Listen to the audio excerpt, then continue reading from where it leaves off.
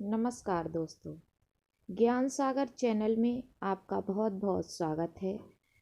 जो भी हमारे नए दर्शक मेहमान बन कर के आए हैं हमारे यूट्यूब चैनल पर, तो कृपया हमारे चैनल को सब्सक्राइब कर लें। राधे राधे, जय श्री राधे कृष्णा।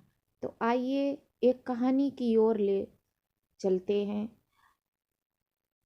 मित्रता का महत्व क्या है?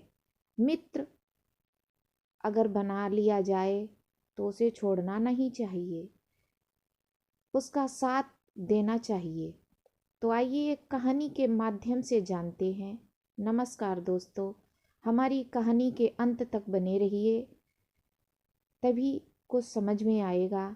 तो आइए चलते हैं कहानी की तरफ। एक राजा ने पड़ोसी राज्य की राजकुमारी से विवाह किया। 7 दिन के बाद राजा ने रानी से पूछा कि मेरा राज्य कैसा है। रानी ने कहा कि आपके राज्य में मित्रता का कोई मोल नहीं है।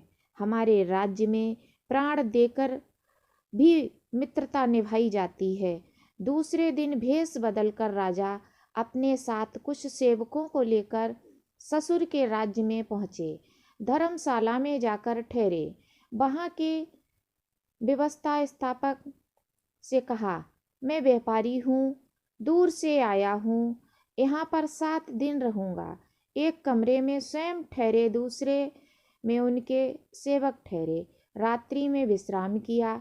सुबह उठकर बाहर घूमने गए। एक छोटे व्यापारी की दुकान पर गए। उससे जाकर कहा, हे मित्र, चावल कैसे दिए? शक्कर क्या भाव है? उस व्यापारी ने एक चावल की, एक शक्कर की 2-2 पोटली बांधकर राजा के सामने रख दी। राजा ने पूछा, कितने रुपए हुए? उस व्यापारी ने कहा, आपने मुझे मित्र कहा है, मित्र से हम रुपए नहीं लेते। राजा ने बहुत आग्रह किया, किंतु व्यापारी ने रुपए नहीं लिए। राजा उस नगर के बगीचे में घूमने गए। बगीचे के बाहर अनेक भाषाओं में लिखा हुआ था कि एक फल तोड़ने पर 1000 रुपये जुर्माना देना होगा। राजा ने बगीचा देखा, बड़ा सुंदर था। उन्होंने जानबूझकर एक फल तोड़ा। तुरंत ही उनको पकड़ लिया गया। 1000 रुपये मांगे। राजा ने कहा, मेरे पास नहीं है। उससे पूछा गया, तुम्हारा इस राज्य में कोई परिचित है? राजा ने कहा, धर्मशाला के सामने एक दुकानदार मेरा मित्र है। उसे बुलाकर कहा गया, तुम्हारे मित्र पर 1000 रुपये जुर्माना किया गया है।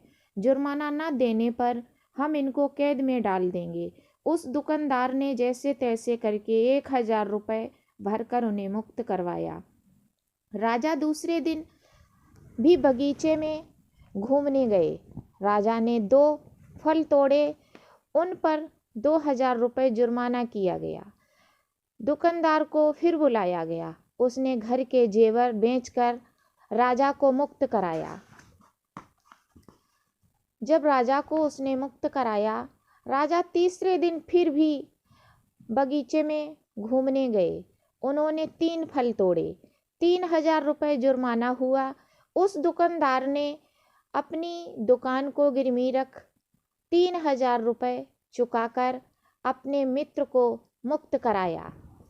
राजा चौथे दिन भी बगीचा घूमने गए। इस बार उन्होंने 4 फल तोड़े। 4000 रुपये जुर्माना हुआ। दुकानदार बड़ा परेशान हुआ, किंतु उसने मित्र से कुछ नहीं कहा। उसका एक ही पुत्र था। उसे गिरवी रखकर 4000 रुपये प्राप्त किए। रुपए देकर राजा को छुड़वाया। 5वें दिन भी राजा बगीचा घूमने फिर गए। उन्होंने 5 फल तोड़े। 5000 रुपये जुर्माना किया गया। दुकानदार ने इस बार अपनी पत्नी को गिरवी रखकर 5000 रुपये प्राप्त किए। 5000 रुपये देकर अपने मित्र को आज़ाद करवाया। राजा बड़ा हैरान था। ऐसी मित्र भक्ति और तो मैंने कहीं नहीं देखी। ये मित्र है या देवता है? राजा और दुकानदार साथ साथ आ रहे थे। रास्ते में दुकानदार ने जहर की एक पुड़िया खरीदी।